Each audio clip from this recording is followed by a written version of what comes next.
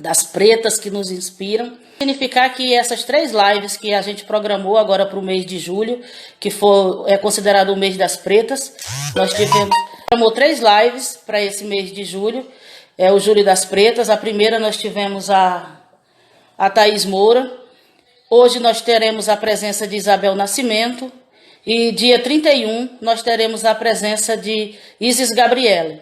A gente vai discutir um pouco sobre essa ótica das pretas, né, que nos inspiram. A gente fez essa live pela importância. Nós temos aí na história do Brasil e na história do mundo a história contada pela ótica sempre do vitorioso, né, do colonizador.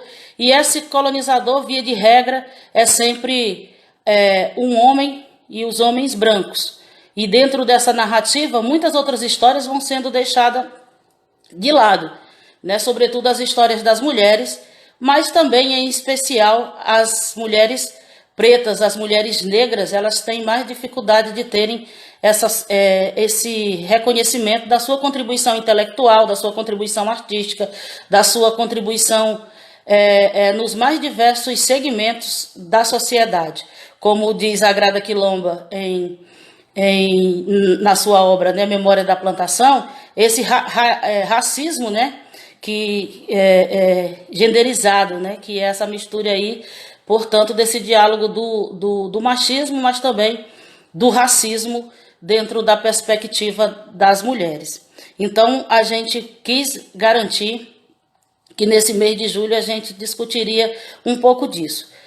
Refletindo sobre essas questões históricas, a gente pode perceber essa limitação quando a gente, nos compêndios de escola, a gente nunca teve acesso, mesmo estudando ali as escolas literárias, a gente nunca leu a obra, né, de Carolina de Jesus, a gente não leu Úrsula de Maria Firmina, né, que mesmo sendo uma obra lá de 1860, então a gente percebe que há sim um silenciamento, há uma invisibilidade dessas mulheres pretas, dessas mulheres negras, e por ser invisibilizada, a gente acaba não tendo essas referências de mulheres na formação da nossa identidade enquanto mulheres negras. A gente acaba forjando muito a nossa identidade a partir do olhar e a partir da representatividade branca.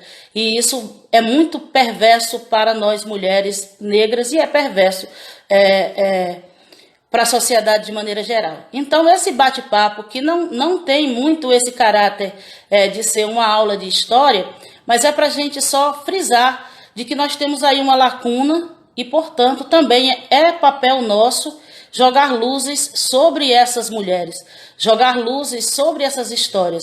Então, o Instagram do Ressaca Poética, durante esse mês, ele tem trazido algumas dessas mulheres, alguns desses olhares para essas histórias de mulheres. Deixa eu ver aqui, Júlia está dizendo assim: lembro que a primeira vez que vi uma mulher cantadora de viola num palco, eu chorei de emoção. É exatamente isso, né? A gente tem dificuldade de perceber que as mulheres, elas podem fazer várias coisas e fazem. E aí, para a gente abrir a nossa live, eu quero fazer aqui um sambinha, que é enquanto a gente aguarda Isabel, que deve estar chegando, uma das questões que também é muito perversa com as mulheres é exatamente a parte musical. Então, a gente tem aí uma música, né, que foi ressignificada por um grupo de mulheres, né, a Doralice ali de Pernambuco e outra que eu agora me fugiu o nome, que é do Rio de Janeiro, que ressignificaram a música Mulheres de Martinho da Vila, né, é um grupo de mulheres pagodeiras, de mulheres no samba, que é outra questão que ainda é restrita, né, essas mulheres que nos inspiram. Embora a gente tenha aí Dona Ivone Lara como a dama do samba, mas o samba em si, enquanto roda de pagode, enquanto grupos de mulheres pagodeiras, ainda é pouco no país, né? Então, eu quero fazer essa música, que é uma desconstrução do samba também, que é onde a gente tem muitas mulheres invisíveis também nessa questão das pretas. E Martinho da Vila fez aquela música Mulheres, eu acho que todo mundo conhece, né? Que ele diz: já tive mulheres de todas as cores, de várias idades, de muitos amores, né?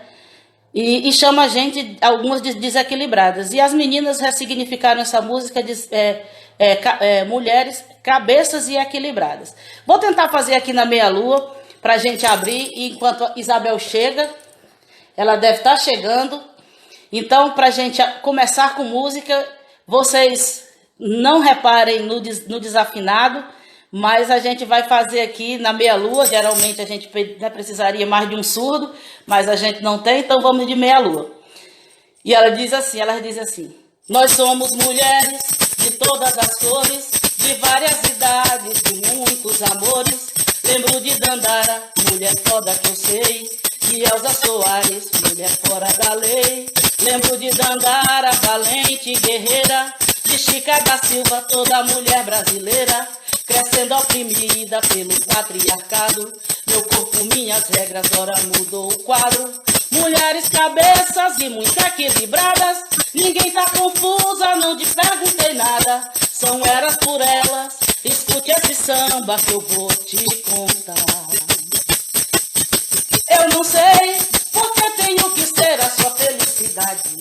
Não sou sua projeção, você é que se baste. Não vem amor assim, quero longe de mim. Eu não sei porque tenho que ser sua felicidade. Não sou sua projeção, você é que se bate. Não vem amor assim, quero longe, longe, longe de mim. Eu não sei porque tenho que ser a sua felicidade.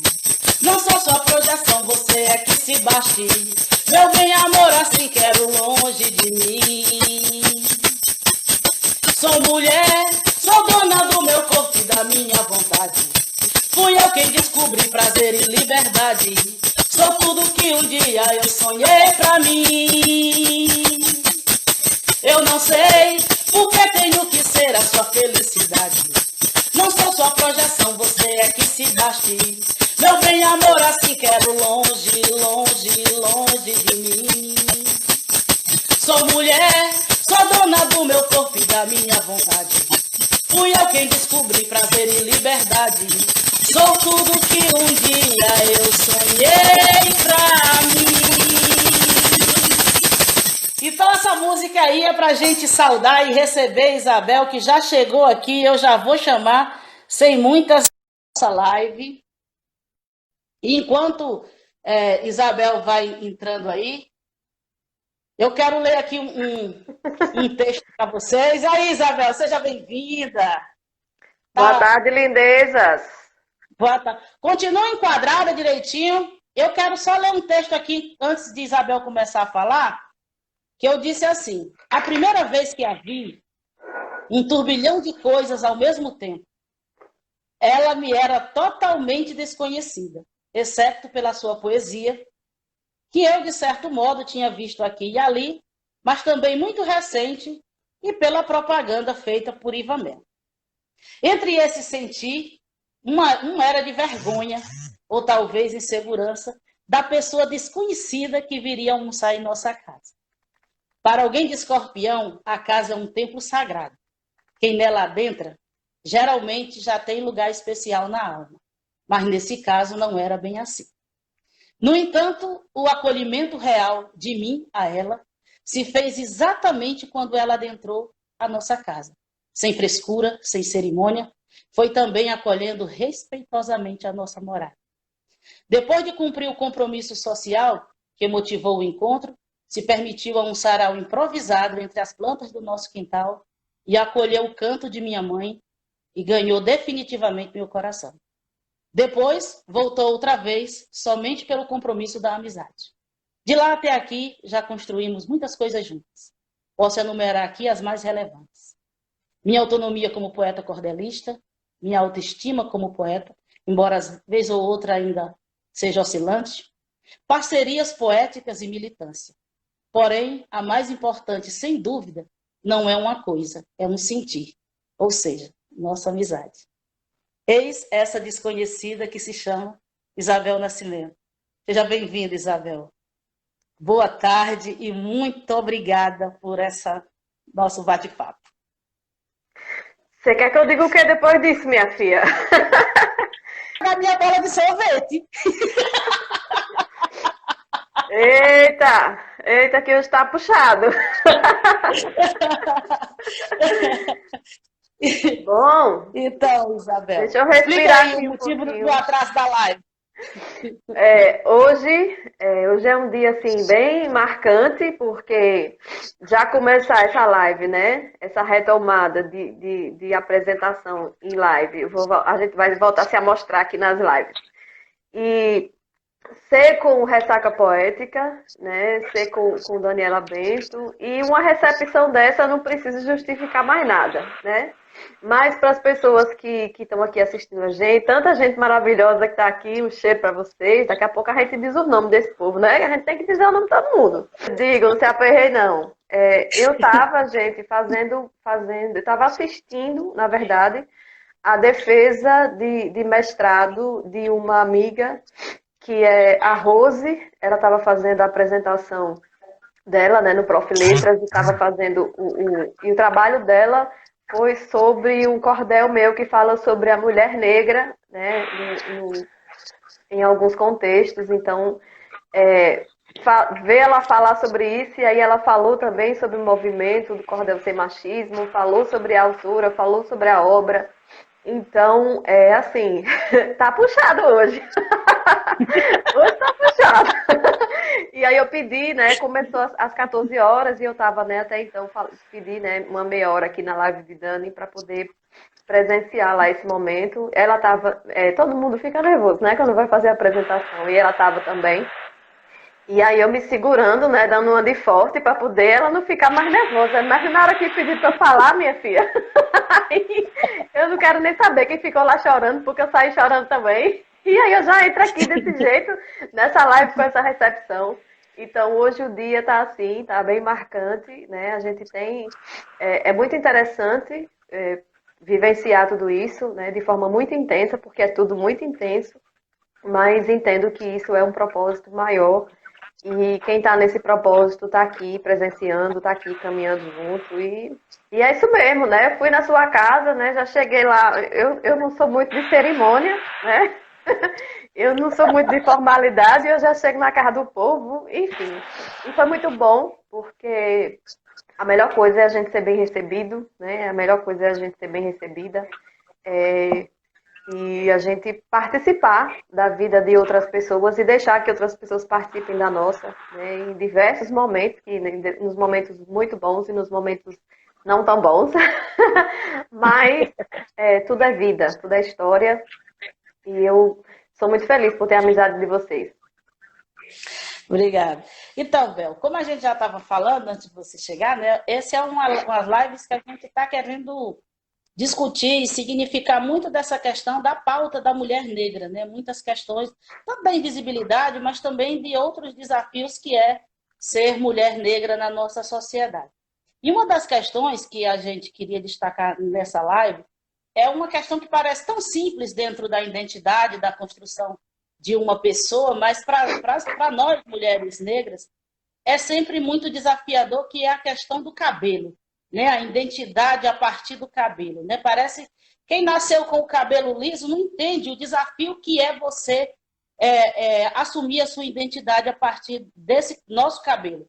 E aí, para me passar para você, porque eu sei que você passou por esse processo de transição capilar e você vai trazer aqui um pouquinho dessas coisas que a gente imagina que você deve ter escutado, eu queria destacar aqui um parágrafo de um depoimento que é do livro da Grada Quilomba, que é Memórias da Plantação, onde ela discute um capítulo que é Políticas do Cabelo. E ela dá um depoimento quando ela diz assim: eu realmente odiava quando as pessoas tocavam o meu cabelo. Que cabelo lindo! Ah, que cabelo interessante! Olha, cabelo afro. E o tocavam. Eu me sentia como um cachorro sendo acariciado, como um cachorro que está sendo tocado. E eu não sou um cachorro, sou uma pessoa.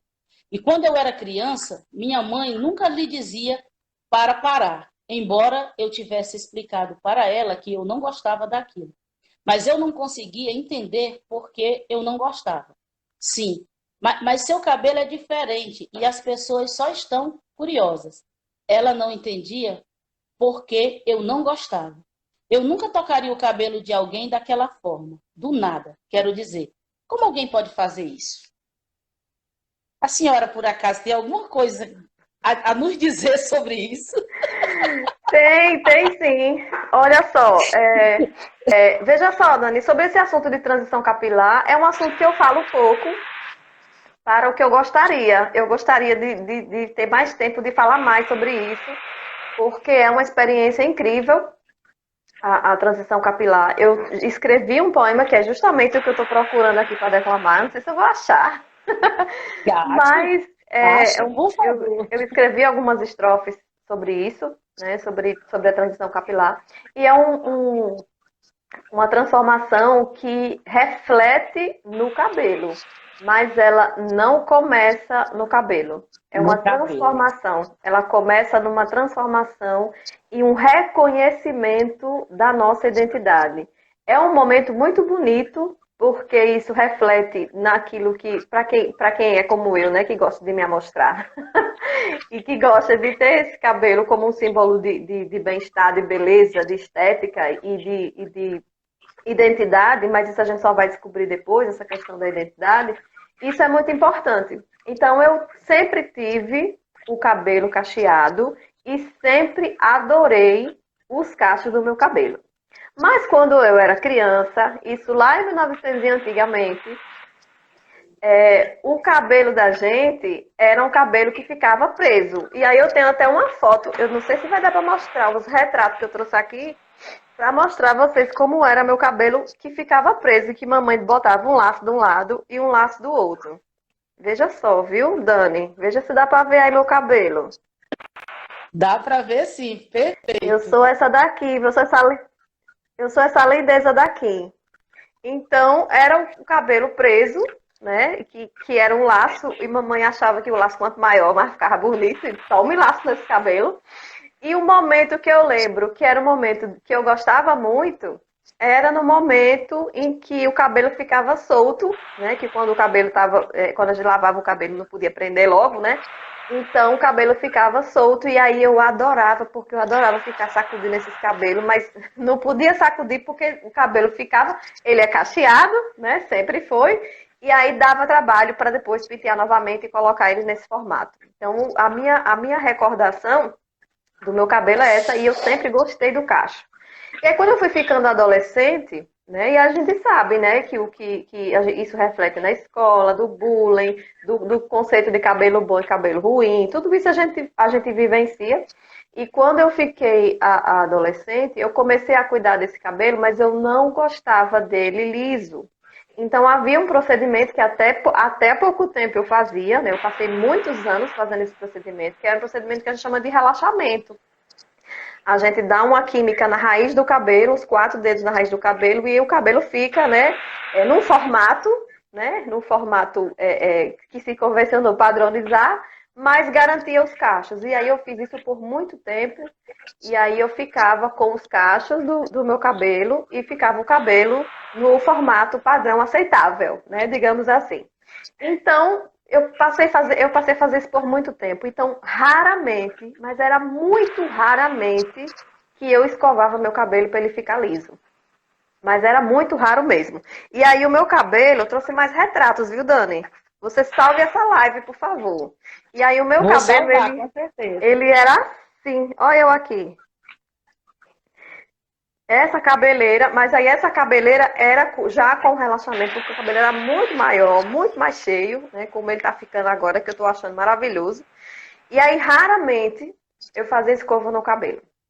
Mas era muito mesmo. Assim, formatura, eu lembro que assim, minha formatura, escovava o cabelo, ele ficava liso, porque no conceito daquela época, aquela roupa de festa, aquele sapato de festa não combinava com o cabelo de cacho, o cabelo tinha que estar liso, e aí nesse padrão eu seguia, né? E tem dos poucos retratos com cabelo liso, tenho eu aqui nesse, o cabelo cortado, curto, liso, e eu aí sempre me amostrando mesmo assim. Mas aí, isso há algum tempo atrás, que eu tem um ano que eu fiz a transição, né? Um ano que eu cortei mesmo. Então, aí de um ano, acho que uns 2 anos, como eu fazia esse processo de relaxamento durante várias vezes, durante muitos anos, o cabelo não cacheava mais. E aí eu comecei a me desesperar. porque o, Tá. o procedimento ia deixar meu cabelo liso e eu não queria meu cabelo liso. Foi quando eu resolvi não fazer mais o processo de química e deixar o cabelo fazer isso naturalmente. Mas isso caminhou junto com quando eu comecei a ver outras mulheres nesse processo de transição que eu também não achava que podia fazer. Eu não entendia o que era esse processo de transição, como hoje muita gente não entende, né? E aí eu sempre tive o cabelo muito comprido. Eu raramente cortava o cabelo. E eu só tem uma pessoa, além de mamãe, né, que cortava meu cabelo, só tinha uma pessoa que era uma amiga, chamada Maria José, que é um salão. Até hoje nós somos amigas. Eu só deixava a Maria José cortar esse meu cabelo e macia um dedinho, porque eu ficava reclamando que ela estava cortando demais. E foi quando eu resolvi parar de fazer a química nesse cabelo. E deixar o cabelo crescer naturalmente como ele era. E aí eu tinha essa recordação da minha infância. Que era nesse momento que eu gostava que o cabelo ficava cacheado, que eu ficava sacudindo esses cabelos. E eu falei com Maria José, olha, eu não vou mais fazer relaxamento no cabelo. Eu vou deixar o cabelo natural e vou fazer... Eu nem sabia sobre o que era transição capilar, na verdade. E ela, não, tudo bem, então vamos lá. E esse processo de transição capilar é um processo muito complicado. É muito difícil, porque ele realmente mexe com a nossa identidade. Você começa a se ver de outra forma, mas de determinado momento você começa a gostar desse processo, a gostar dessa identidade. E aí, se eu soubesse que era desse jeito, aí eu tinha feito há muito tempo. E aí, um ano atrás, porque eu cortei o meu cabelo dia 6 de abril, né, eu cortei o cabelo muito curto, mas muito curto mesmo. E eu decidi cortar eu mesma aqui em casa, porque eu passei um tempo com o cabelo com duas texturas, né? A textura de antes da época do relaxamento e o cabelo que estava nascendo normal. E isso não tem, sabe, não tem jeito, o cabelo não fica do jeito que a gente quer, enfim. É um processo muito difícil. Mas eu ia nas referências, nos vídeos, por isso que é importante a questão das referências, né? Eu assistia vídeos de mulheres fazendo transição, eu via relatos de mulheres fazendo transição, do que esse processo significa para elas, de como é difícil, e muitas mulheres diziam para a gente não desistir, isso é muito bom. E aí eu não desisti. Foi num dia de sábado que eu acordei já sem aguentar o cabelo de duas formas, de dois jeitos, e não tinha definição nenhuma. E aí eu resolvi cortar. E aí eu mesma resolvi cortar. Porque como eu já me conhecia que não gostava de cabelo curto, né? Eu fiquei com receio de pedir alguém para cortar e depois dizer que a pessoa cortou demais. Eu mesma vou cortar, porque se eu cortar, fui eu mesma, tá tudo certo. E aí eu cortei o cabelo. Tem até uma foto que eu tenho com o cabelo todo na mão. E assim, é um processo muito bom de transformação que ele se revela no cabelo. Mas ele nasce dessa nossa identidade e aí eu interpreto esse momento como uma parte que estava fora e que a gente reintegra a gente, sabe? É uma parte que a gente nega por vários momentos, por muito tempo, uma parte que a gente nega, mas que em determinado momento a gente pega essa parte de volta e ela reintegra na gente e a gente começa a se ver inteira novamente. Porque a gente começa a se ver de outra forma e quando a gente faz um processo desse de transição capilar, a gente começa a perceber várias outras partes nossas que a gente se desintegrou e que a gente quer de volta. Então é de fato uma transformação, gostar do cabelo, conhecer o cabelo, entender que ele, cabelo cacheado, cada dia está de um jeito. Então é uma parte mesmo que a gente reintegra e que a gente começa a se ver no lugar onde a gente está. Então essa transição para mim foi isso. Exatamente. A Thelma está dizendo aqui, minha filha tem cabelos cacheados e eu sempre dizia não, não faça tratamento. Você pode manter seus lindos cachos e dar escova quando quiser. Né? Aí tem também aqui o cordel personalizado que diz, o cabelo de uma pessoa tem a sua história revelada em cada fio.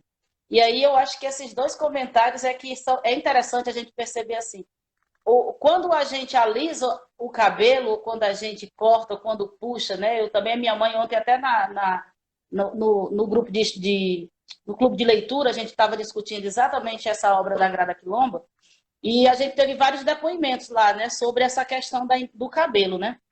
E uma questão que é interessante que todas nós passamos, seja porque é o laço, seja puxar, seja fazer o cocó, existe uma questão que é, num primeiro momento, que é a negação histórica da beleza do nosso cabelo, né? Então, quando você apaga a história do cabelo de alguém, a gente precisa entender que é como a Isabel disse, ele reverbera na cabeça, mas por trás tem uma caminhada. Porque a primeira coisa é a identidade, é a nossa história. Né? Por que meu cabelo é assim e não é daquele outro jeito? Então, ali tem toda uma caminhada histórica que é negada. E aí a gente entende que isso não é culpa das nossas mães, propriamente dita. Né? A gente teve no processo do Brasil um processo de eugenia que era exatamente isso, a questão do branqueamento. Quanto mais branqueado, quanto mais parecido com o opressor e o colonizador, mais aceito você é na sociedade. Então, não é que a gente não possa alisar o cabelo, não é que a gente não possa fazer. A gente pode, mas que a gente faça isso por uma necessidade nossa em algum momento. Assim como as pessoas que têm, às vezes, o cabelo liso, que nasceu dentro de uma outra estrutura capilar, ela também faz seus frisos, né? Também tem aquele negócio, né? Se para nós, as mulheres, né, de origem mais afro, né, a gente tem o cabelo encaracolado, as que nascem com o cabelo liso, porque nós somos essa mistura do europeu, do indígena e do europeu, é a padronização de você querer que tudo se enquadre, esquecer as duas outras matrizes e focar só numa. Então, Exato. esse aqui é o grande desafio da gente, é constituir essa nossa identidade e autonomia. E, sobretudo, esse processo que a Grada traz também, que é da violência ao nosso cabelo, né? Que começa por aí. Que, além de ser uma violência no sentido de tocar sem a nossa permissão, que já seria por demais, é a leitura que se faz do nosso cabelo, né? Como é que se lava, se você lava, se cheira, se fede, se não sei o quê. Então, tem todas umas outras questões, né? Então, eu acho que é por aí que segue essa nossa conversa.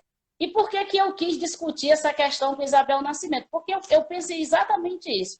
Sempre que a gente conversa com Isabel Nascimento, a gente enxerga a poeta, a gente enxerga a pessoa que está aí à frente, né, da literatura, mas Isabel é uma mulher que, antes de ser poeta, ela é uma mulher com outras questões que são também culturais, que são também de identidade, e é também referência para outras, né, para outras meninas e outras mulheres. Então, é importante que uma pessoa como Isabel possa falar dos desafios que é também, porque tem muita gente que assiste, essa live vai ficar salva, outras pessoas vão ver, pessoas adultas que estão assistindo, que podem ver depois, podem considerar que não é só alisar ou não alisar o cabelo, é que a sua história é contada a partir também do seu cabelo. E entender isso é que é o desafio dessa nossa live. É referendar exatamente as nossas identidades, as nossas ancestrais, as nossas matriarcas, as nossas griots que existiram para que a gente possa dar voz à identidade delas. E a identidade delas em nós é como nós somos, a partir do nosso cabelo e a partir de outras questões que a gente também vem matando aí, que é o nosso credo, que é a nossa crença, que é um monte de questões.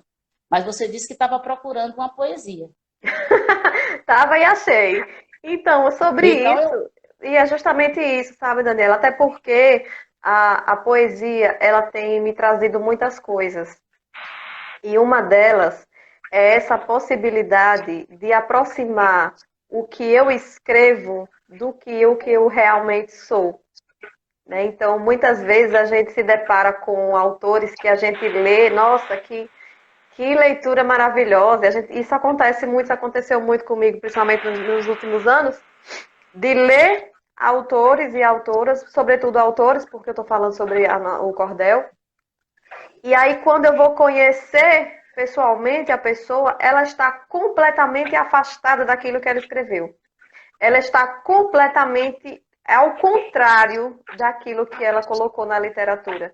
Então, quando a gente vê algo assim, a primeira coisa que a gente precisa fazer é olhar para nós, para ver se nós estamos sendo assim também, se nós vamos ter dessa forma também. Então, eu comecei a falar sobre a mulher negra, que justamente eu tenho esse folheto sobre a mulher negra, que é o que a Rose estava fazendo a apresentação da defesa dela hoje, e falar sobre a mulher negra, e a gente vai mergulhando nesse universo e reintegrando as nossas partes, até a gente fazer esse processo de perceber o que é que eu estou escrevendo e o que é que eu sou.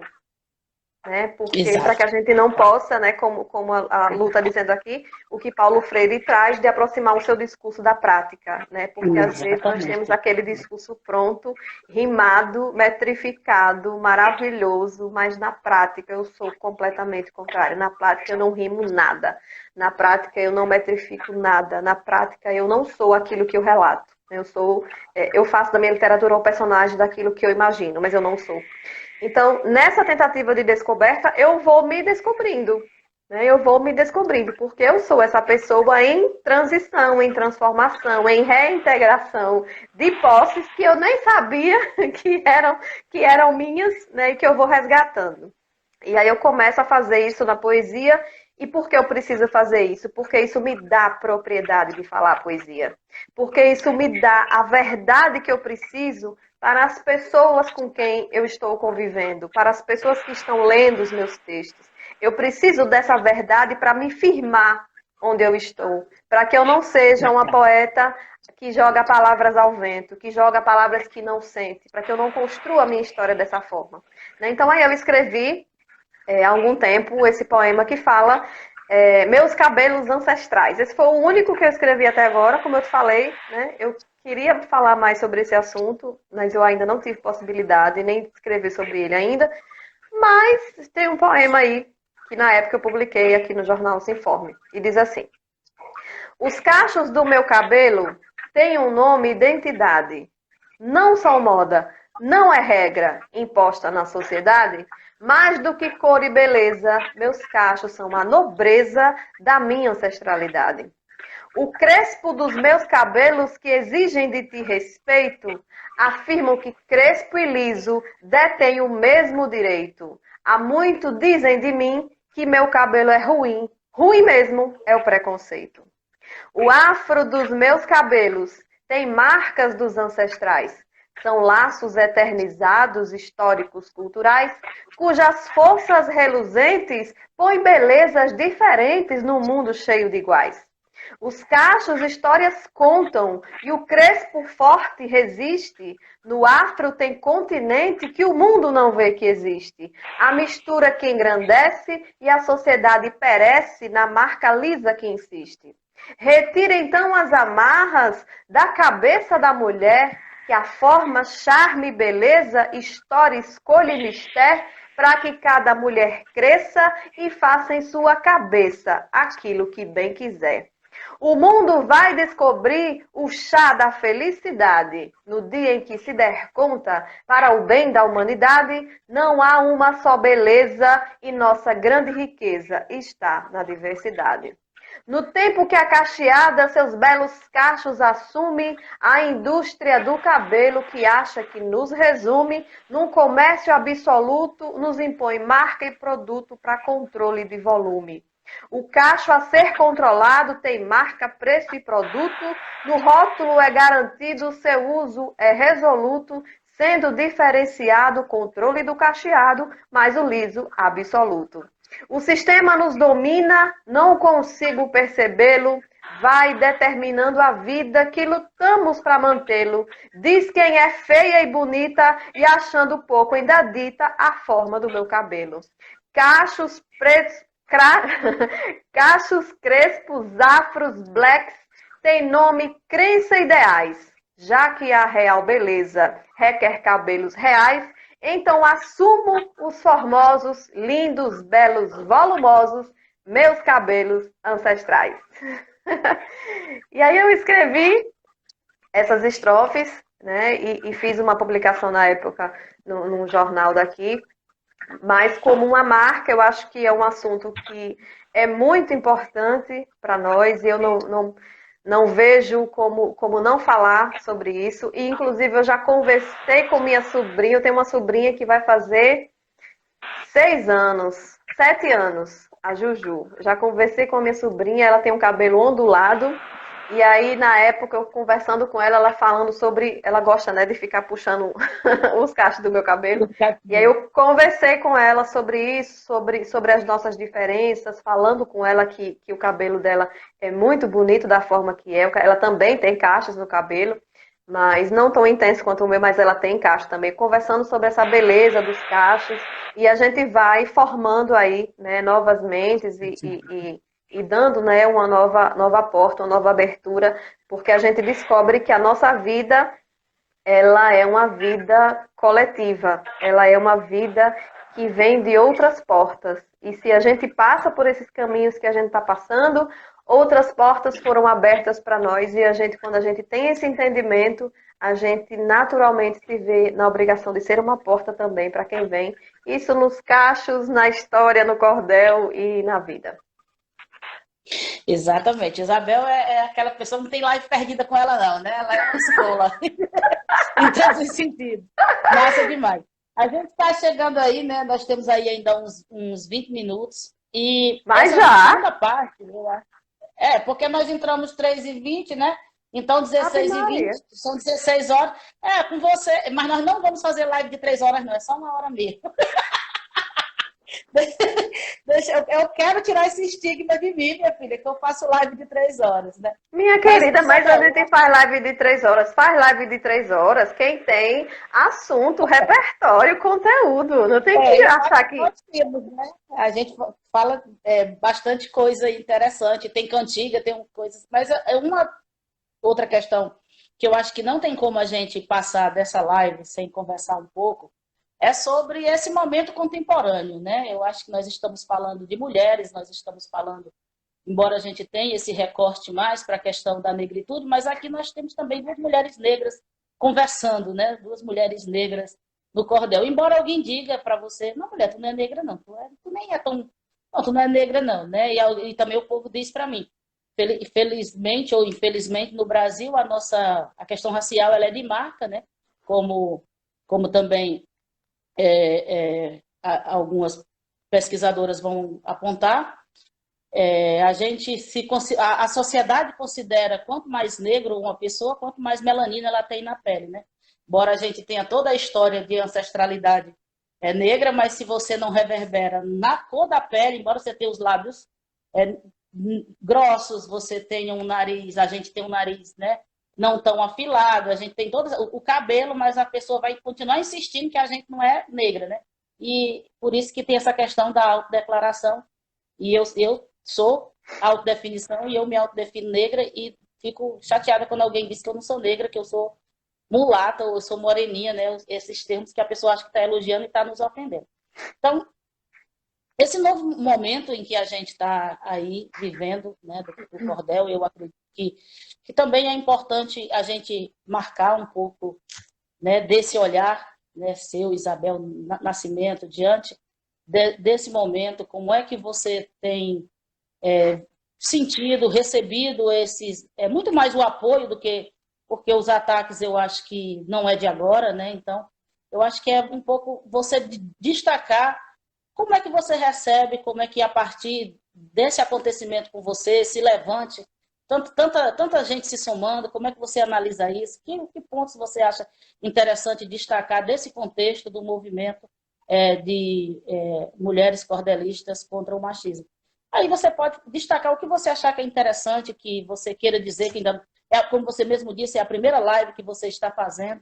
Eu acredito que você tenha algumas questões que você acha importante dizer, desmistificar, trazer aí à luz, né, para o povo, e você aproveite esse tempo aí para falar um pouco sobre isso. Quando acabar, você não quer uma live de 3 horas, né? Porque já tem um monte de gente aqui dizendo aí que quer live de 3 horas. Mas, Daniela, veja só, é muito importante falar isso, né? Falar sobre esse momento do cordel. E aí eu falei hoje, né, há poucos instantes, durante a defesa da Rose, que o que está acontecendo hoje, o que nós estamos vivenciando hoje, esses fatos, eles serão pautas das próximas teses, eles serão pautas dos próximos livros, eles ficarão registrados na história do cordel, e quem não entender dessa forma ainda não se deu conta do que está acontecendo, né?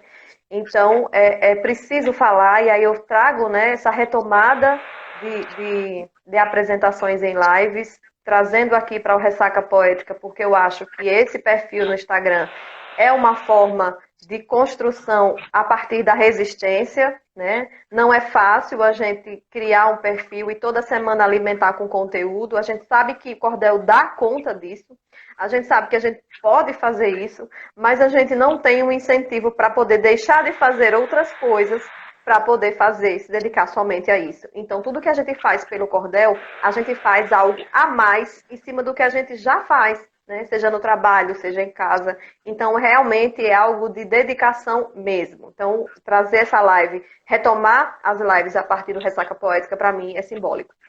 Então, o que eu preciso falar nesse momento é que quando eu recebi, né, eu estou falando aqui com pessoas, quero agradecer mais uma vez a todo mundo que está aqui assistindo, quando eu recebi as primeiras coisas, né, as primeiras do que estava acontecendo, ou seja, dos ataques que começaram a partir da live que foi feita lá no Encontro de Cordelistas da Paraíba, a primeira pessoa que eu consultei foi meu advogado.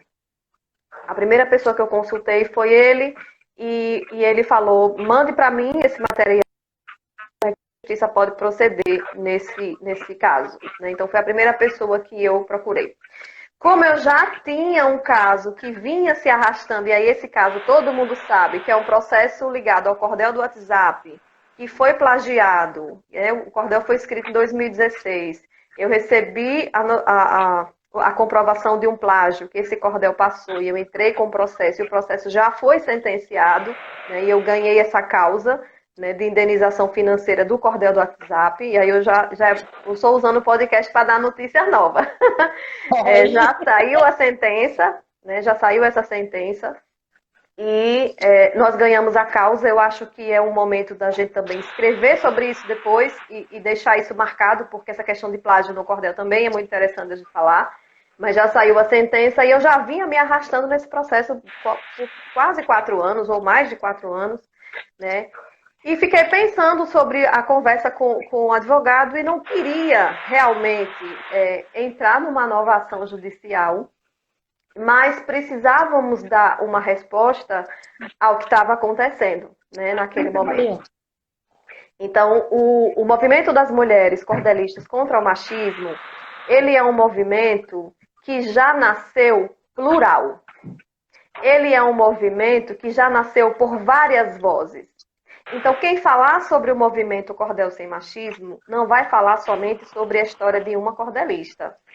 É claro que ele teve um ponto inicial, ele teve um marco, que foram os ataques depois de uma live em que eu fiz a apresentação e falei sobre os traços do machismo no cordel, o que não é novidade para ninguém. Então, depois disso, várias mulheres se reuniram de diversos estados, de diversos segmentos do cordel principalmente, mas não somente do cordel. Então, nós criamos esse movimento que já nasceu grande.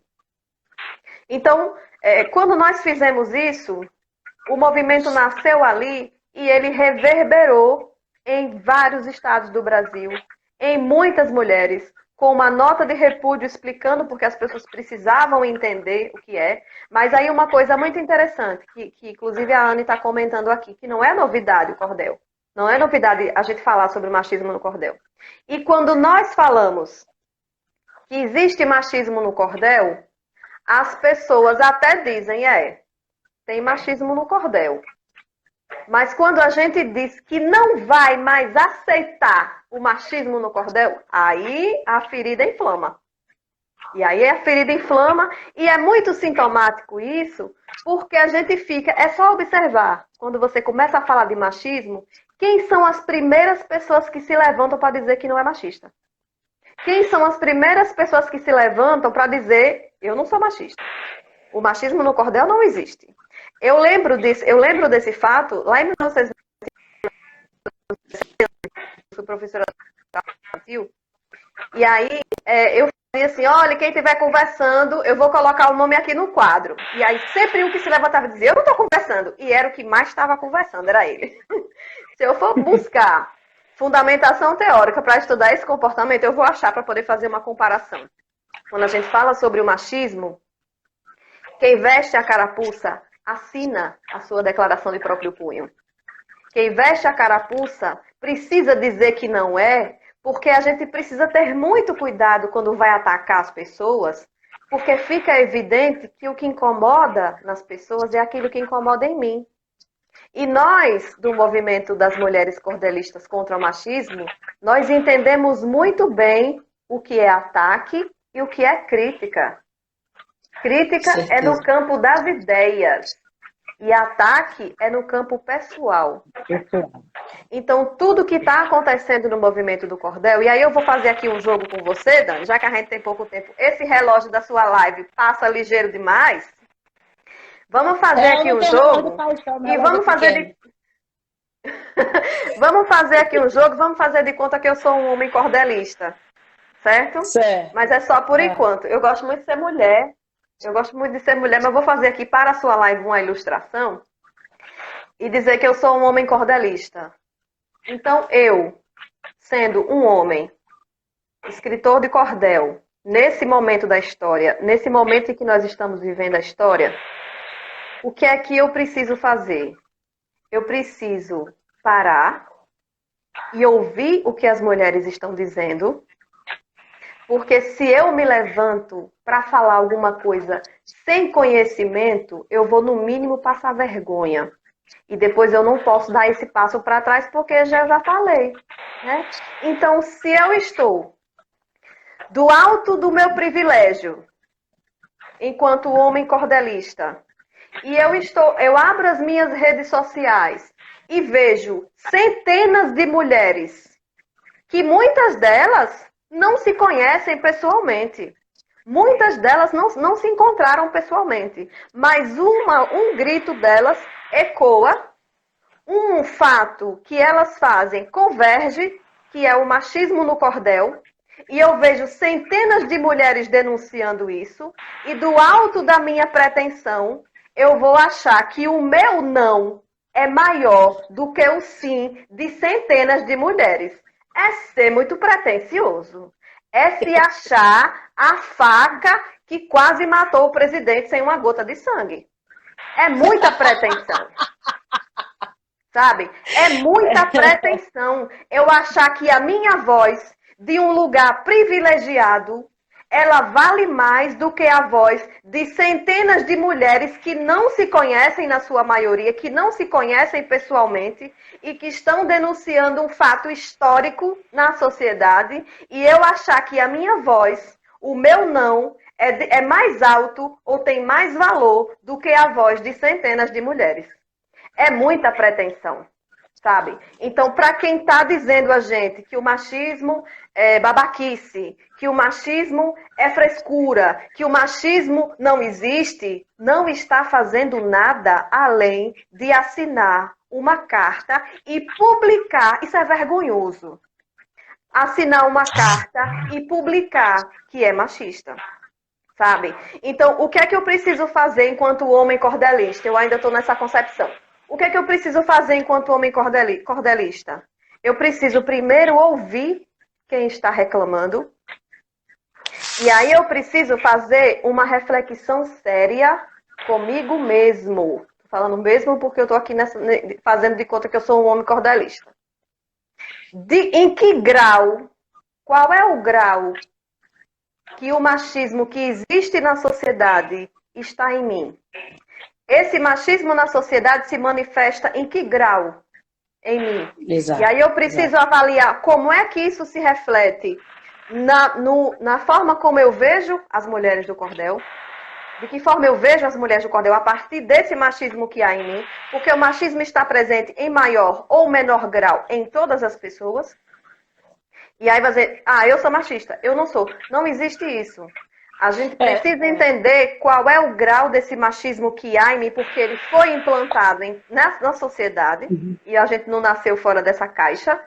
De que forma isso se reverbera no meu relacionamento com as cordelistas, de que forma eu vejo as cordelistas, de que forma eu reflito isso na minha prática literária, como é que eu escrevo a mulher no meu cordel, e de que forma eu valido aqueles cordéis que a gente chama de cordel de gracejo, estou fazendo aqui uma aspa bem grande, que deprecia, humilha, exclui, envergonha a mulher, reforça preconceitos, é homofóbico, é excludente, é machista, é racista. Esse cordel existe.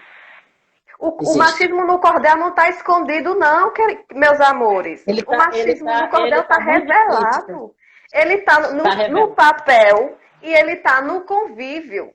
E aí, enquanto eu, homem cordelista, eu posso ver de que forma eu vejo aqueles cordéis lá de trás, cheios, 4 minutos, Eu vou falar mais rápido. De que forma eu vejo esse cordel? E de que forma eu trago ele para o dia de hoje? E aí eu vou citar um exemplo de um cordel. Eu estou até com ele aqui, mas eu não vou mostrar para não fazer propaganda do autor, que ele não merece. Um cordel que foi escrito em 1981. Completamente machista. Eu mandei para você um print dele, porque o que mais tem no meu celular é print. Um cordel de 1981. Que foi declamado na Praça do Cordel, em Feira de Santana, em 2018, como se fosse de hoje. Então, validar essa literatura que nós, do movimento, queremos deixar no passado, sabe? O nosso tempo é pouco, né?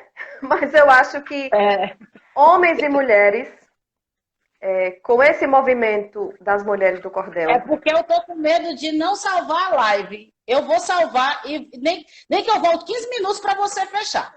Porque eu não quero... Essa live é histórica por Ressaca. Eu já vou encerrar.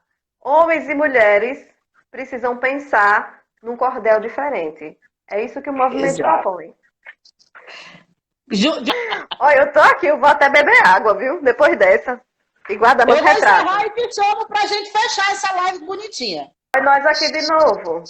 Não olha, você tá vendo, né? Melhor garantir, né? Uma live dessa, porque tem muitas coisas ali que não dava pra gente perder. Vamos ver, né? Vamos ver. Vamos indo. Vamos deixar o bonde andando, né? A verdade é isso, né? Assim, eu acho que na nossa sociedade, a gente tem um debate aí muito em voga, né? Que é essa questão do lugar de fala, né? Que a Djamila vai fazer esse debate muito bem feito. E há também um equívoco, né, dos camaradas e da sociedade, que ela desconstrói um pouco desse debate do lugar de fala. É claro que todo mundo tem o seu lugar de fala, mas nesse momento, o lugar de fala, de expressar e de dizer de machismo, esse lugar de fala sempre vai ser nosso. Um homem não pode dizer que não tem machismo, mas ele pode falar sobre o machismo e inclusive, fazer a legitimação de que há. Então, assim, se o machismo é uma construção cultural da nossa sociedade, que você e a gente discute, que ele é uma questão que vai realmente perpassar todas nós, e aí isso sugere um outro debate, que é de se as mulheres são machistas ou não são machistas, se as mulheres reproduzem, ou se elas também imprimem o machismo, existe também um debate na sociedade sobre isso, né, nos estudos. É disso que a gente está falando. Não dá para a gente dizer assim, a gente consegue entender toda a vida que a gente fala sobre uma denúncia, né, que reverbera ou que retira privilégios de quem tem determinadas práticas, os levantes são sempre negativos. Quando a gente diz que nós somos 53% da população enquanto mulheres e que nós não estamos em pé de igualdade nos trabalhos, nos postos de decisão do país, de mando. Nós ainda somos minoria na política, nós ainda somos minoria na medicina, nós somos até maioria na educação, mas geralmente no lugar da pedagoga, né? Então, assim, a gente vai ver que não tem como negar. Mas aí, quando a gente diz assim, a sociedade é machista, aí tem logo alguém que diz que não é. Quando a gente diz que 57% da população é negro, é composta por negros, e que esses negros ocupam 92% dos serviços domésticos, digamos assim, inferiorizados, subalternizados. E aí a gente diz que isso é uma estrutura de uma sociedade racista, aí vem dizer, não, mas eu não sou racista.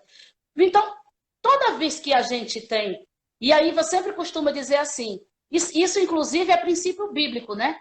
Porque quando a Bíblia diz não pratiques, ela está afirmando que alguém estava praticando. Porque a negação é a maior confirmação do ato em si. Isso é bíblico. Quando Jesus prega nas suas parábolas, né? Não fazeis, não dizeis, não sei o que e tal. Se ele está dizendo que não, é porque a prática existe. Negar é confirmar que ela existe.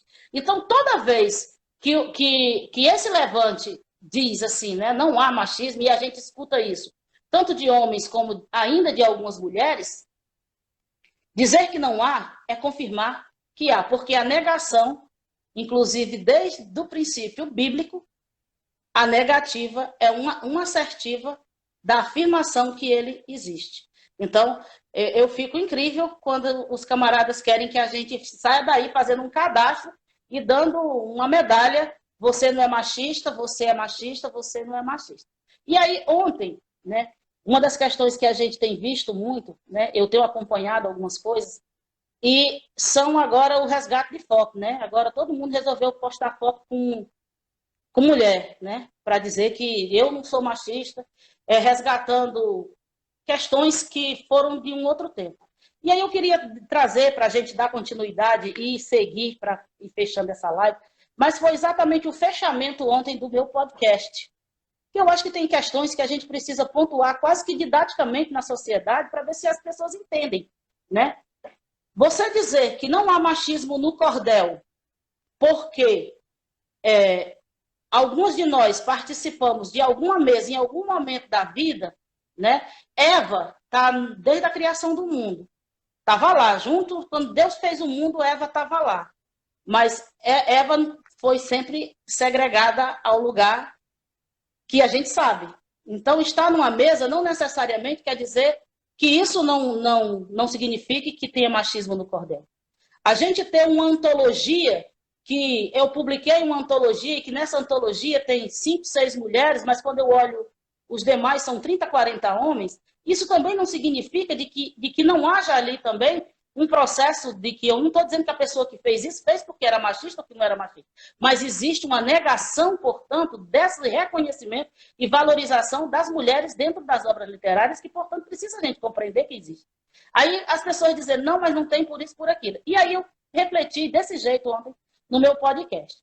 Dizer a quem nos ouve que quando afirmamos que existe machismo no cordel, é porque ele existe em toda a estrutura da sociedade. Portanto, é preciso que se compreenda que a afirmativa é real. Compreender que não basta postar fotos de mulheres integrando uma ou outra mesa de debate, um ou outro evento literário, ou mesmo uma antologia com 2 ou 3 participações de mulheres, no mínimo, e na melhor das hipóteses, isso representa uma cota de participação, e não uma inclusão real. E aí, para que as pessoas entendam quando a gente está dizendo que ainda existe machismo no cordel, eu recorro à política. Eu digo, tivemos uma mulher presidenta, e isso não significou ou representou o fim do machismo ou da alta representatividade masculina na política. Temos uma mulher eleita 6 vezes a melhor jogadora de futebol do mundo. E isso não significa que o machismo não exista no futebol. É só a gente assistir um jogo apitado por uma mulher para a gente perceber isso. E eu nem estou falando de xingamento que só reverbera em nós, né? A gente quer ofender o juiz, mas chama filho, xinga a mãe dele. A mãe dele, que não tem nada a ver. A maioria dos jogadores mundo afora são negros. E isso não significa e não representa o fim do racismo. Ao contrário, quem já viu a quantidade de processos, punição de torcida, porque xingou o goleiro, chamou de macaco, fez uma... Isso não significa, mas eles estão lá. O movimento das mulheres cordelistas contra o machismo não é modismo, é razão e luta. As fotos resgatadas nas páginas diz mais do machismo do que de nossa inclusão. Então, isso foi o texto que eu fechei ontem a nossa ressaca poética, porque eu acho que é importante que algumas das pessoas que vão assistir essa live vejam isso com um outro olhar.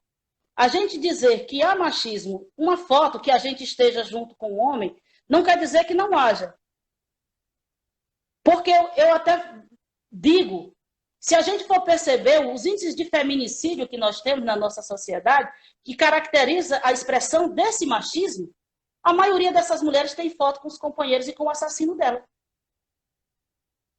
Então, é um debate muito profundo que não dá para a gente tratar na superfície. A gente precisa tratar na profundidade.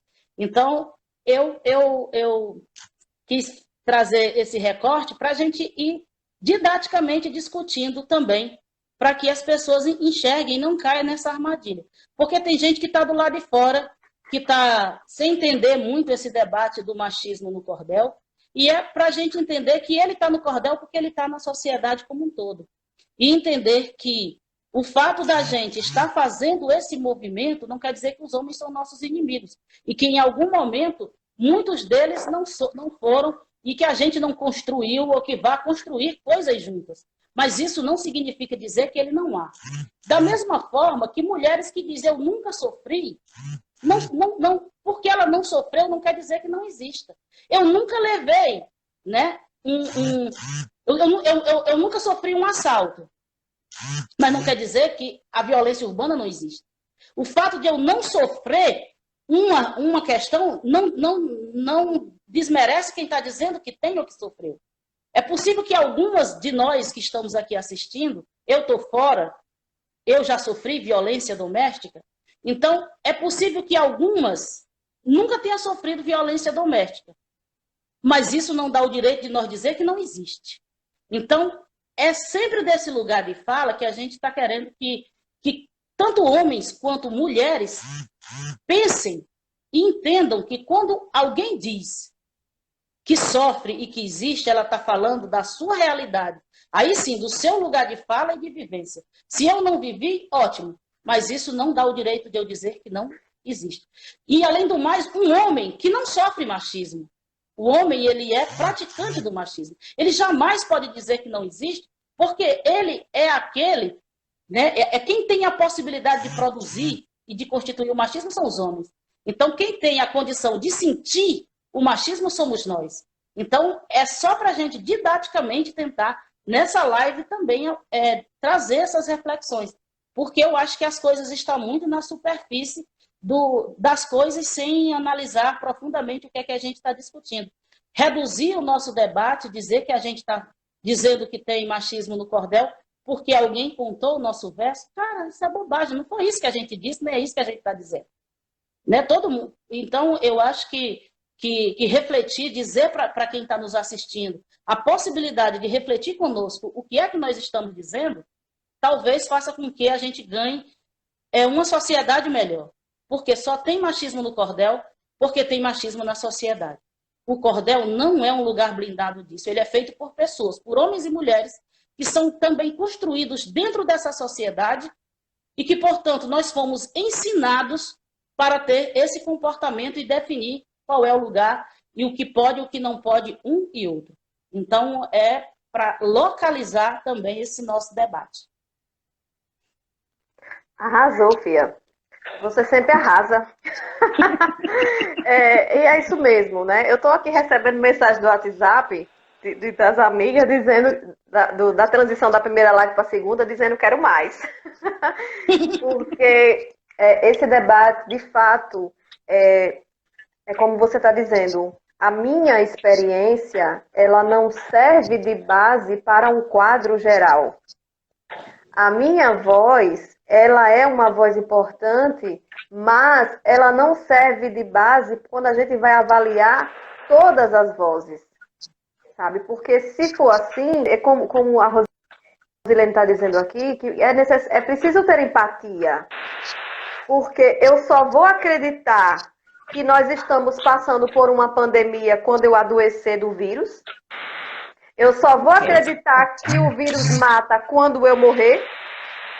Eu só vou acreditar que o machismo existe quando eu passar por essa situação, porque o movimento, ele é um movimento que ecoou em todas as vozes das mulheres. E é preciso ter muito cuidado quando uma mulher diz que nunca sofreu machismo, porque significa que ela não está atenta, e isso aí é pior. Isso é muito pior. Ou Muito quando pior. ela diz que não sofreu, eu não sofri machismo. E aí eu entendo a palavra, né? A palavra, ela é a matéria-prima do nosso trabalho. Nós trabalhamos com a palavra e a palavra tem energia, a palavra tem força.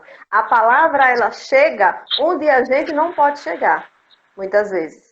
Então, quando a gente faz da nossa palavra um instrumento para atacar os outros, a primeira coisa que a gente pode entender é que a gente não tem, de fato, com o que se ocupar. Né? E que ódio é esse? Que ódio é esse que está despertando em mim para atacar as pessoas que estão falando sobre as suas experiências? Que ódio é esse em mim que faz eu negar algo que eu não sinto, mas a outra pessoa está sentindo? Então, quando eu falo sobre a palavra como matéria-prima, para mim, dentro da poesia, a palavra, ela é como o sangue. Ela é como o sangue do corpo. A palavra, ela é esse elemento que se você fizer um simples exame de sangue, você detecta os problemas do seu corpo. E se você fizer uma análise simples das palavras das pessoas, você detecta quem ela é. E é por isso que é tão fácil a gente detectar quem são as pessoas que estão nos atacando. E aí eu estou falando de ataque, eu não estou falando de crítica. De crítica, que é diferente, exatamente. Nós sabemos muito bem o que é ataque e o que é crítica. Mas eu preciso falar disso porque o movimento está passando por diversas fases. E aí, nessa palavra das pessoas, a gente consegue analisar o lugar que ela está e a forma como ela está.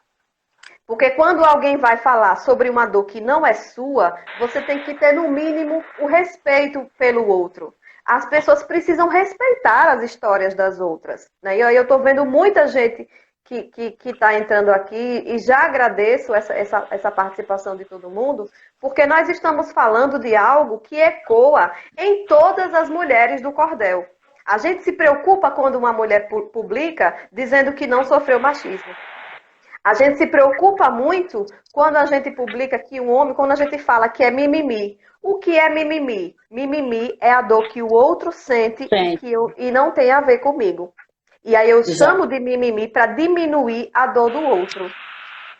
Então, e aí se você me perguntar, para o movimento das mulheres cordelistas, qual é a palavra que você utiliza para esse momento? Eu utilizo a palavra coragem. Mas não é somente coragem. Eu utilizo a palavra coragem porque quando a gente denuncia algo dessa natureza dentro do cordel, as pessoas não vão arguir o machismo. Elas vão arguir você que denunciou. As pessoas estão varrendo o meu Instagram para ver o que é que eu escrevo, para contar os versos do meu Instagram, para ver que tamanho de poeta eu sou, para poder conduzir, organizar junto com outras mulheres um levante histórico no cordel. Eu nunca recebi tanto pedido de folheto. Eu nunca vi tanta gente interessada em comprar meus folhetos. Só que meus folhetos esgotaram desde o ano passado e eu não estou fazendo mais, pelo menos por enquanto. Eu nunca vi tanta gente interessada em ler meu livro. Tem gente que está com meu livro desde o ano passado e começou a ler agora.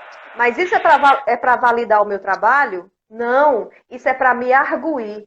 Para saber que tipo de poeta é você, para falar de uma dor que você sente, de algo que eu, enquanto homem, pratico e você estava acostumada a ficar calada. Então, coragem não é suficiente, porque nós estamos muito conscientes do que é esse movimento. Nós não somos o grupo de mulheres que estamos chorando, ah, meu Deus, que pena que eu não tenho espaço no cordel. Não! Nós fazemos o nosso espaço. Mas nós fazemos ele com muito trabalho e muito enfrentamento. Nós estamos conscientes do que é o movimento das mulheres cordelistas contra o machismo. Nós estamos despertas enquanto a isso. E nós estamos nos organizando porque sozinha a gente não faz. Sozinha a gente silencia. E o machismo no cordel não é algo inconsciente. Ah, mas a sociedade é machista e os homens, os bichinhos, coitadinhos, fazem inconsciente. Não. O machismo ele se manifesta em vários graus. E aí eu, homem cordelista, volto a falar. Eu preciso entender de que forma esse grau se manifesta em mim, na minha literatura, naquilo que eu escrevo, naquilo que eu penso, naquilo que eu faço com as mulheres cordelistas. O machismo no cordel não está escondido, não está inconsciente. Só que nós começamos a falar agora, né? Então, quando eu recebo uma mensagem que alguém está comentando sobre a cordelista Isabel, que a cordelista Isabel, ela pode até falar, a cordelista Isabel Nascimento pode até falar sobre o machismo, que a causa é justa, mas o jeito que ela fala é um absurdo. Eu vou piorar, porque a gente precisa lidar com o machismo que já é muito, a gente tem que lidar com a burrice, com a maldade, com a má vontade, com a falta de entendimento e com a implicância. Então não é o machismo que já é muito, sabe? Então assim, falar sobre a forma que eu estou falando, e aí eu falo dessa forma incisiva porque eu falo desse jeito mesmo, eu não estou dividindo o cordel. Muito pelo contrário. O movimento não divide o cordel. O movimento amplia o olhar para o cordel. Porque as mulheres cordelistas do Brasil há muito fazem muita coisa. Nós temos uma cordelista que na Flip teve o livro mais vendido, que foi a Jaride Arraes. Nós temos Julie em Fortaleza, no Ceará, que tem um trabalho forte. Nós temos Antologia, que foi publicada em Sergipe de forma pioneira. Nós temos Graciela em Petrolina, que move um trabalho muito marcante e importante lá. Nós temos a Anne Caroline, que faz um trabalho que conta as histórias através do cordel. Nós temos Antologia, que foi publicada em Natal por mulheres, homenageando mulheres. As mulheres estão fazendo. Nós temos um grupo em São Paulo que começou a se organizar para fazer várias ações. Nós temos a primeira cordelista indígena do Brasil, que é a Aurita Tabajara.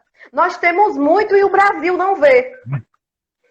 Porque a balança da lâmpada da câmera, ela só pesa para o lado do homem. Isso não faz dos homens os nossos inimigos. Muito pelo contrário. Nós não queremos os inimigos do cordel. Nós queremos que os homens entendam e validem a nossa história, porque a nossa história já existe. A nossa história já existe há muito tempo e ela é forte. Então, quando eu vou falar sobre a minha história no cordel, e aí começam a despertar várias falas, que através dessas palavras a gente identifica, né, o que é que a pessoa está dizendo, e aí muita gente diz, vocês estão falando sobre o cordel, o machismo no cordel, mas o machismo existe em vários outros lugares. Mas qual é o ponto que converge para nós? É o cordel. Então esse movimento vai falar sobre o machismo no cordel e não está negando o machismo em outros espaços. Porque se você vai para um dentista, por exemplo, com vários dentes precisando restaurar, você vai dizer a ele, olha, eu estou com a dor nesse dente, então essa dor onde está a dor aguda, que não deixa você dormir, é esse que ele vai dar atenção. E aí depois restaura os outros. Sabe?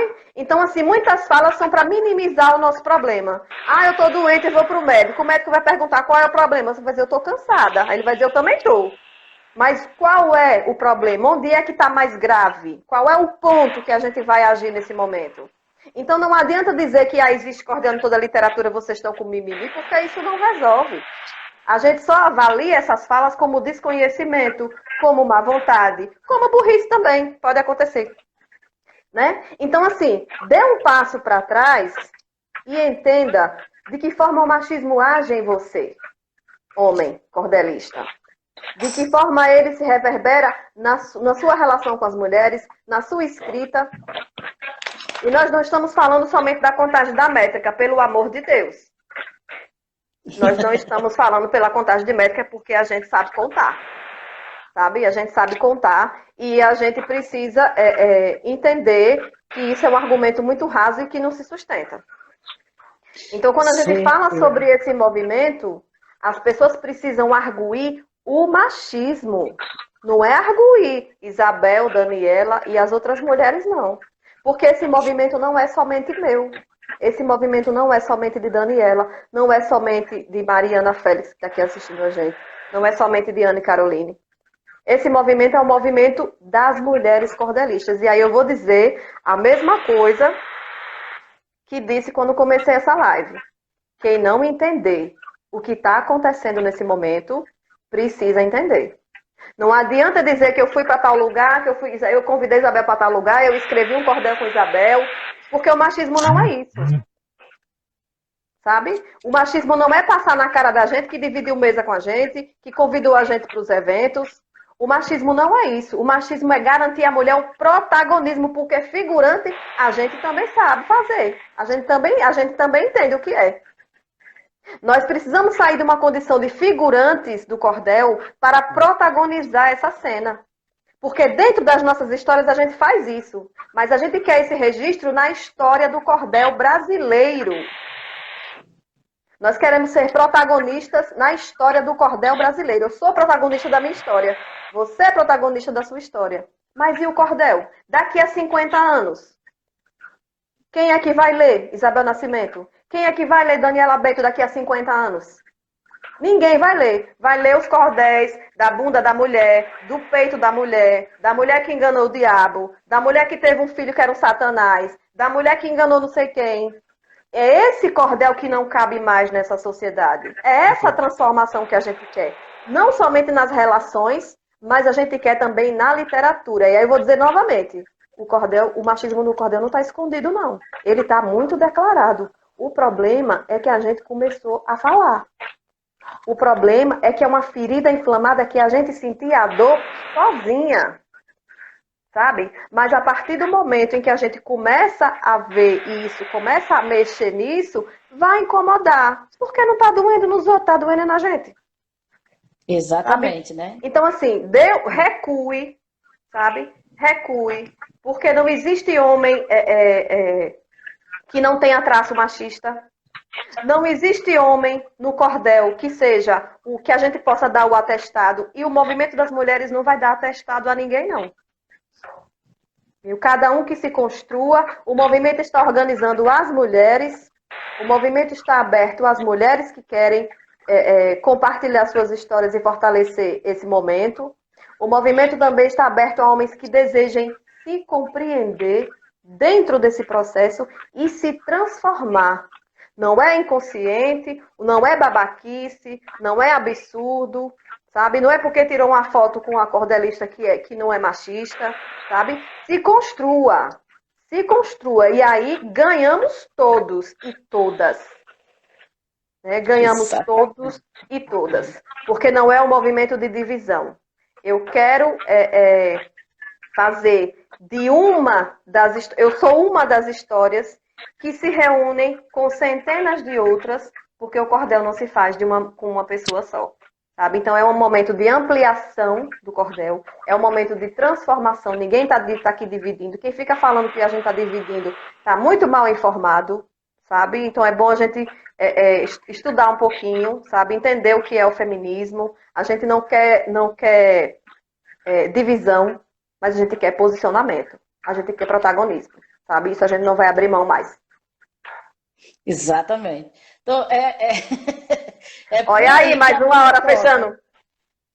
Mas agora vamos fechar. É por aí que a banda toca, né? Mas a gente compreender exatamente isso, né? São 100 anos de escola de cordel, de literatura de cordel, e eu penso exatamente isso. Em 100 anos de cordel, nós ainda não temos as referências que a gente já merecia ter, que a gente fala muito em pai do cordel, a tríade do cordel é sempre os homens, né? Então, é disso que a gente está falando, é da representatividade, de que a gente possa construir, de fato, essa nova narrativa, que está muito em voga, né? A gente já as outras literaturas, de algum modo, já avançaram nesse sentido, pelo menos em relação aos conteúdos, às narrativas. Hoje, quando qualquer outra literatura publica uma obra mais que ainda dialoga com esses estereótipos e questões, a mídia já cai de cima, todo mundo cai de cima, a obra é recolhida e tudo. No cordel ainda é pouco esse enfrentamento e, por isso, esse estranhamento, né? Mas a gente costuma dizer, né, tem um dito popular que diz cachorro late, a caravana passa, né? Então, para a outra literatura, né, as outras escolas literárias chegarem nesse patamar, muitos embates disso também aconteceram. Muitos autores defendendo a escravidão, enquanto tinha os abolicionistas. Então, sempre houve esse embate, né, na história e que reverbera na literatura, são pontos de vista. Então, sempre frisando esses olhares para que as pessoas entendam que é um novo período, é um novo tempo. Não dá para a gente ficar pensando o cordel de hoje como foi o cordel há 100 anos. Eu costumo dizer que, desde aquele período, sempre tiveram a voz do contra. Quando a gente disseca uma obra de cordel construída em 1960, em 1930, 40, por aí, que a gente vê também as negativas e os estereótipos que vão ali se construindo das mulheres, já dizia que tinha mulheres que não concordavam com aquele tipo de situação. Porque se eles estão dizendo que elas... A modelo era aquela, criando a referência de quem era boa e de quem não era, de quem... Então, sempre existiu. O que talvez esse momento agora seja significativo é porque, de fato, nós estamos fazendo isso de maneira organizada, de maneira consciente, de maneiras empoderadas. Então, assim, esse coletivo, mulheres, né, que leva o nome, né, de Mulheres Cordelistas contra o Machismo, ele integra uma cadeia de pensares e de fazeres dessa estrutura, desde as pesquisadoras, as produtoras, as que trabalham com estilo, as editoras. Então, nós estamos realmente num momento histórico onde as mulheres se perceberam que elas também são uma força forte desse espaço e que não dá realmente, como você bem frisou, para sermos a figuração ou a plateia. A gente ou é o palco ou é o protagonismo junto, e a gente não quer separar, junto, ou então a gente vai continuar lutando e gritando e dizendo até eles compreenderem, a sociedade compreender que tem espaço para todo mundo e que nunca foi as mulheres que quiseram divisão. Sempre foi o patriarcado que nos disse aonde a gente não cabia. Nunca foi as mulheres que disseram onde os homens não cabem. Sempre são os homens que dizem onde as mulheres não cabem. Foi os homens que disseram que nós não cabíamos no mercado de trabalho. Foram os homens que disseram que a gente não cabia na escola. Foram os homens que disseram que nós não cabíamos no direito. Foram os homens que disseram que a gente não cabia na medicina. Então, foram os homens que disseram que nós não podíamos votar. Foram os homens que disseram que nós não poderíamos entrar na política. Então, entender que não somos nós que dividimos. Existe uma história cultural do patriarcado que é quem divide a sociedade. E aí eu acho interessante quando você pontua. Quando qualquer movimento de levante diz sobre o machismo, essas vozes não devem se levantar contra quem está dizendo que tem, mas sim contra a estrutura do machismo. Porque senão a gente só repete aquilo que a gente diz que é as várias nuances do machismo. A mulher estuprada e ainda de vítima, ela passa a ser a culpada. Então, queria reforçar essa sua fala e dizer que antes que depois diga assim, não, mas é porque também estão sendo sectárias, não estão querendo que a gente tenha, que a gente pense diferente delas, porque o feminismo quer que todo mundo pense igual. Não. O que nós estamos aqui discutindo e o que o feminismo discute é a possibilidade de que a gente perceba o quão desafiador é construir uma sociedade com equidade, com justiça de gênero. E não dá para a gente fazer isso se a gente não abrir o debate. E se a gente não disser aonde é que esse machismo se manifesta. Não dá. Se a gente vai no dentista e precisa fazer que nem o caipira quando chega no dentista, ou a gente quando quer dizer... Qualquer um de nós, às vezes, quando vai no dentista, fala o dente que dói. Aí a gente não sabe dizer, é o incisivo, é não sei o quê, não sei o que lá, não sabe dizer. O dentista sabe o nome dos dentes, né? Aí se a gente disser, ele sabe, mas a ideia é aqui. Se a gente não apontar com o dedo aonde é que está o machismo, às vezes a gente continua achando que está doendo a boca todinha e não localiza a dor. e aí não trata o dente. Então é um pouco por aí. Usei a metáfora do dente, como você usou. Né? Quando a boca está doendo, parece que dói os 32 dentes. Mas aí o dentista vai lá e olha e diz, não, que tá é esse daqui que está com a cárie, está com infiltração. E aí ele trata e a boca fica saudável. Então, o que nós estamos fazendo aqui é apontando um dente, que é esse do cordel. Mas só dói aqui porque a sociedade todinha não escovou os dentes para que ele não reverberasse nem fizesse uma cárie no cordel, certo? Isso dá um cordel Então, é bom, por aí. viu? Isso dá um cordel Oi? bom, essa metáfora aí do dente, dá um cordel muito bom. Dá Vamos sim. escrever. Ô, Eu Dani, só queria que pra gente fechar aí, antes de encerrar, você visse aí quem foi que falou, mandasse um alô pra gente ir fechando aqui, né? olha, o pessoal aqui está dizendo para a gente chamar o terceiro bloco.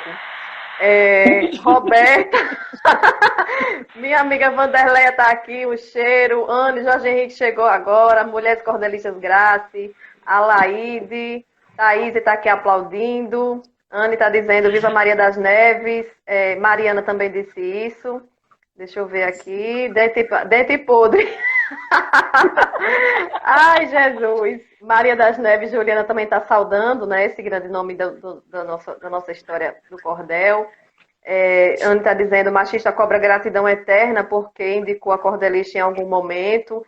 Cobram sim, porque na hora de cobrar, cobram, mas não entendem o quanto foi importante a presença daquela mulher, a voz daquela mulher naquele evento, não vê por esse lado, né? Vê pelo lado de que eu chamei, você tem que ter gratidão eterna, tem que pedir a bênção na sexta-feira da paixão de joelho. Iva está dizendo... Iva está dizendo que já havia algum homem dizendo que não é machista, mas não é cordelista. São os que passam vergonha, né? E assinam de próprio punho o atestado. Então a gente também tem, né? Desse tipo. Esse a gente nem precisa assinar, ele mesmo já fez a declaração de punho. Sabe? Então, assim, as pessoas se perdem pelas palavras que dizem, porque. E assim, é tão previsível, sabe? É tão raso esse argumento que não tem sustentação. Né? Dizer que as mulheres querem divisão, dizer que a mulher não tá com medo da crítica, sabe? Tudo isso só ilustra esse desconhecimento ou essa má vontade de realmente assumir, e isso geralmente parte por quem tem, né, essa consciência rasa do que é o que as mulheres se propõem. Não entendendo a grande contribuição que as mulheres já fazem, já dão ao cordel, né, com suas histórias, mas isso na cena do cordel, porque o cordel ele é uma literatura de resistência. Ele é uma literatura negada, ele é uma literatura que não está em todos os espaços. Então, ser mulher cordelista, eu costumo dizer isso, é ser resistência dentro da resistência. Sabe? Certeza. É você estar dentro de uma lata, dentro de outra lata. Então, é muito importante que a gente tenha essa força e dizer... eu vi uma live, eu estou vendo aqui a Francine, a Francine, que é uma menina maravilhosa, que estava fazendo essa semana uma live com a Clarinha, né? Uma tem 13 anos e a outra tem 12 anos. Acho que foi a live mais linda que eu já assisti.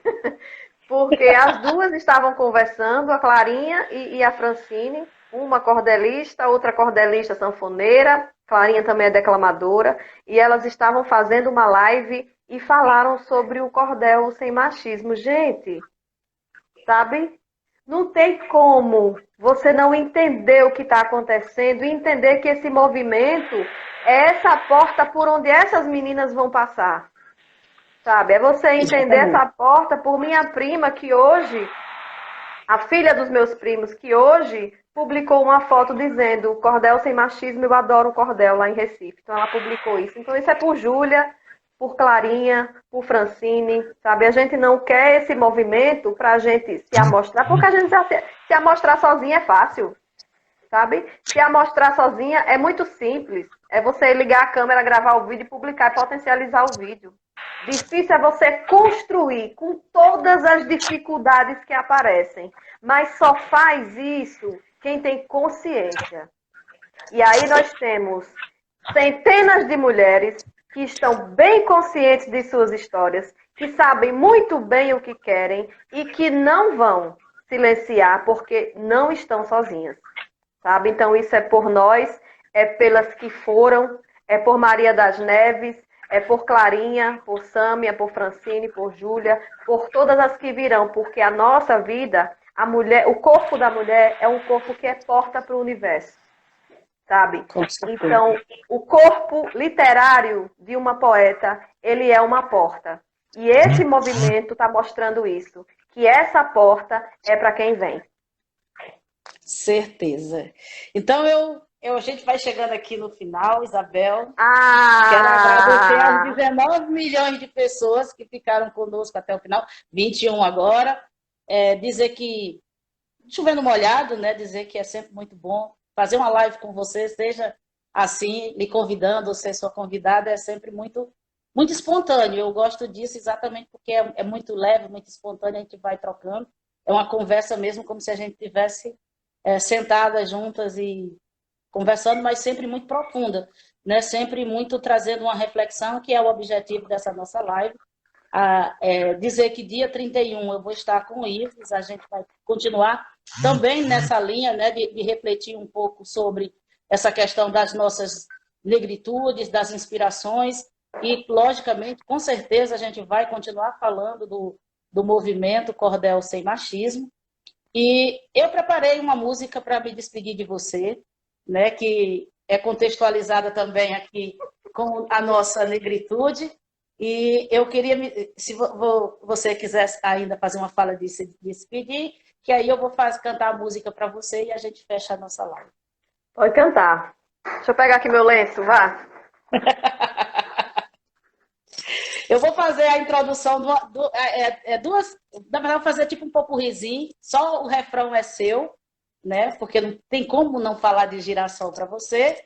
E a segunda parte é também em memória a todas as negras e ancestrais, as nossas ancestralidades, que é Oromimaio, né? Então eu vou começar só fazendo o Girassol. Marisol, gira, gira, gira, gira, gira, girassol.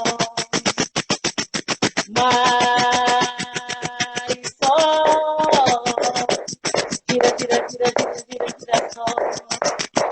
Girassol nos seus cabelos, batom vermelho, girassol, morena, todo perfeito. Ah, meu cheiro em teu lençol, Marisol. Gira, gira, gira, gira, gira, gira, gira, girassol.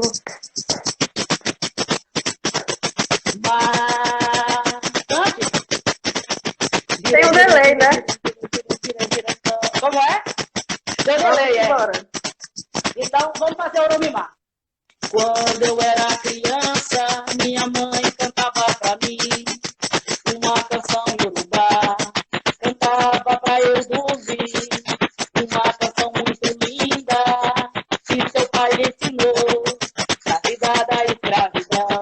E cantada por seu avô era assim, Oromimá,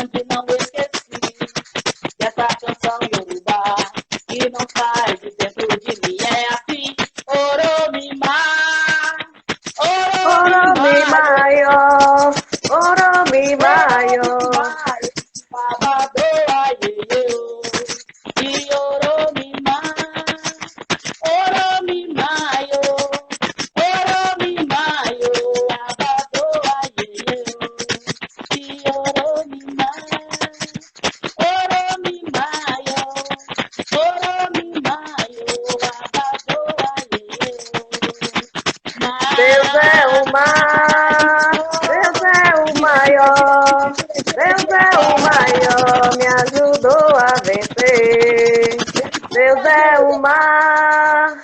Deus é o maior, Deus é o maior, me ajudou a vencer.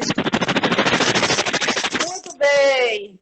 Obrigado, Bel. Gratidão enorme de coração. Que as nossas ancestralidades e nossa amizade seja abençoada aí por todas as divindades dos sagrados. E bola para frente. Estamos E a luta juntas. continua. Estamos juntas para Somos fazer um muitas. bom cordel. Sem Cordel dúvida. sem machismo. Ninguém está sozinha. A todas que estão Ninguém aqui, está sozinho. a todas as cordelistas que estão aqui, a todas as amigas e amigos que estão aqui assistindo essa live, a quem vai assistir depois, né? Quando a gente não tem mais a contagem de quem assistiu, mas esse momento é um momento de travessia. E nós, juntas, vamos passar. Vamos passar. Obrigado. Cheiro. Tchau, gente. Beijo.